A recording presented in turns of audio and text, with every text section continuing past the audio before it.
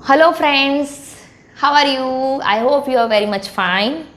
आज का हमारा जो टॉपिक है which is very much interesting और मेरा तो बहुत ही फेवरेट है। मैं सोच रही हूँ कि काश मैं इसमें फॉल हो जाऊँ तो जिससे मुझे कुछ जीएसटी एप्लीकेबल ही नहीं होगा।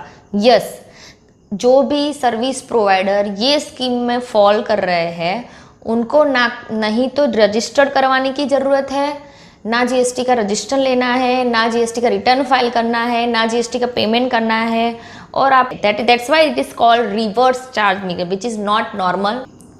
यस, पहले हम देखेंगे कि हमने यहाँ तक क्या पढ़ा। ये वीडियो जो हमारे यहाँ तक के जो भी सारे लेक्चर्स थे, यहाँ तक जो अभी हमारा टॉपिक्स थे, वहाँ तक हमने क्या देखा है, that is called normal mechanism, right.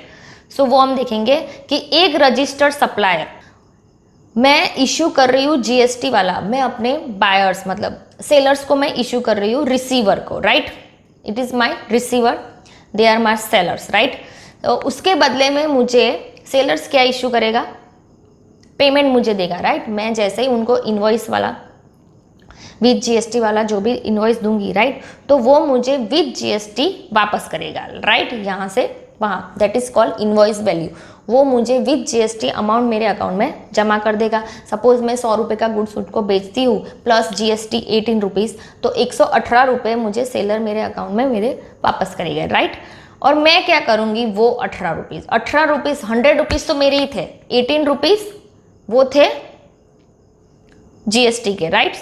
So that we will discuss कि वो जो अभी मैं सप्लायर एज अ बायर मैं क्या करूँगी, जो भी मैं जो 18 रुपीज़ वो मुझे मेरे पास आया, जो मैंने कलेक्ट किया सेलर से, वो मैं डिपॉजिट करूँगी, राइट, एट द मंथली जो मुझे करना है। और बाद में मैं उसका रिटर्न फाइल करूँगी, जो 3B में भी मुझे डिस्क्लोज करना है कि ये मेरी लायबिलिटी है। जो बाकी का मैं थोड़ा इनपुट भी ले लूँगी। और 1 में मुझे सारी सप्लायर्स की डिटेल भी दानी है, जो मैं रिसीवर की सारी जो भी सप्लायर्स डिटेल्स है जो मैं 1 में मेंशन करूँगी, राइट। ये हो गया नॉर्मल मैकेनिज्म। यहाँ से वहाँ गुड्स जा रहा है, जो बंदा बाय कर रहा है वो मुझे विद जीएसटी दे रहा है मुझे अमाउंट, और वही जीएसटी मैंने जो कलेक्ट किया है सेलर से, वही जीएसटी मैं जीएसटी डिपार्टमेंट को वापस दे रही हूँ मंथ वाइज, राइट। और मैं उसका रिटर्न्स में डिस्क्लोज भी कर रही हूँ, राइट। सो ये हो गया नॉर्मल मैकेनिज्म। अब देखते हैं कि what is called reverse, why it is reverse. Yes, so अब देखते हैं रिवर्स चार्ज। इस केस में भी सप्लायर और goods and service, just mind it, there is no register possible. जरूरी नहीं है कि that is registered, even though they are not registered, right. That is registered भी हो सकता है, नॉर्मल भी हो सकता है, यस। तो यही सेलर वो सेल कर रहा है बायर को, right, that is without GST, right. उन्होंने यहाँ पे इशू किया रिसीवर को विदाउट, उसने जो बिल इशू किया वही अमाउंट वो रिसीवर वापस देगा, राइट। मगर अब जो लायबिलिटी आ रही है जीएसटी की, वो रिसीवर पे करेगा, यस, क्योंकि सप्लायर ने तो कुछ चार्ज किया भी नहीं था, राइट, और उसको करना भी नहीं है।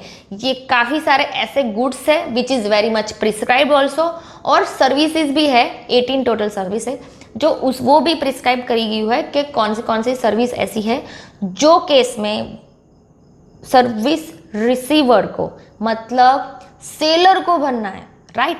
मतलब जो मेरे से गुड्स ले रहा है ना सर्विस रिसीवर, यस, उनको भरना है, मुझे नहीं भरना है।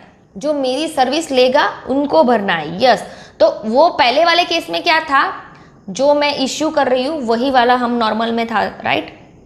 ये वाले केस में रिसीवर डिपॉजिट करेगा और रिसीवर ये 3B और 1 में मेंशन करेगा, यस यस। ऑफकोर्स जो वो टैक्स भर रहा है on the behalf of me, और जो गवर्नमेंट ने लॉ प्रिस्क्राइब की है ऑन दैट, उनको उसकी क्रेडिट भी मिलेगी। बट यस, वो जो जीएसटी फाइल करना है वो सर्विस रिसीवर को करना है, not a service provider, okay. So we will see the वो कौन से, मतलब मैं आपको एक एग्जांपल दिखा देती हूँ कि वो कैसे कवर करता है, तो आपको शायद बेटर समझ में आएगा। Let's see the example. XYZ limited Mumbai की है, जो that is order a goods for 4,98,000 including GST of 58,000 to ABC corporation Pune. XYZ limited जो मुंबई की है, वो वहाँ से वो गुड्स ऑर्डर करती है कि जो पुणे में बंदा है, राइट, ABC कॉरपोरेशन। अभी पुणे वाला बंदा क्या करेगा, उसको ऑर्डर मिल गया है 4,98,000 का, उस पर जीएसटी लगा है ऑलरेडी, इंक्लूडिंग वो प्राइस है 58,000, राइट। अभी एबीसी कॉरपोरेशन क्या करेगा, वो पुणे से मुंबई तक माल तो जाएगा ही, राइट। सो वो अलग थर्ड पार्टी आ गई, दैट इज ट्रांसपोर्टर, यस या। तो जो भी मुंबई से पुणे से मुंबई जो गुड्स जा रहा है, so they will appoint the one roadways, right. So let's see, ABC Corporation has assigned Messrs Kiran Road Lines, that is Goods Transport Agency, from Pune to place of consignee XYZ Limited for ₹10,000। यही माल जो 4,98,000 rupees का था, वो ये किरण road lines को बोला गया कि आप पुणे से मुंबई तक पहुंचा दीजिए, मैं आपको 10,000 रुपये दूंगा, राइट। सो अब ये केस में क्या आएगा, क्योंकि goods transport service reverse charge mechanism में फॉल होती है, तो ये वाले केस में किरण रोड लाइन्स कुछ जीएसटी चार्ज नहीं करेगा, राइट। ये वाले केस में ABC corporation which is service receiver, right, वो जीएसटी पे करेगा, yes, that is called reverse charge. Kiran road lines अभी राइट नाउ सर्विस प्रोवाइडर है, राइट। अब एबीसी कॉरपोरेशन सर्विस रिसीवर है, यस। गुड्स ट्रांसपोर्ट एजेंट जो service है वो that is already falling in the list of RCM services, that is reverse charge mechanism services के list में है, right.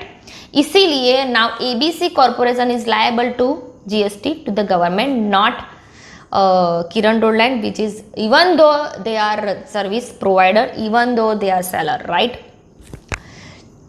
And ABC corporation liable to pay GST at मतलब 18% से 1800, और उसकी कॉर्पोरेट टैक्स लायबिलिटी क्या बनेगी, जो 5,800 है जो भरने को आ रहा है, जो जीएसटी यहाँ पे जो उसका बिल है XYZ लिमिटेड का, उसका माइनस 1800 उसको माइनस भी मिलेगा, यस ऑफकोर्स उसको क्रेडिट भी मिलेगा।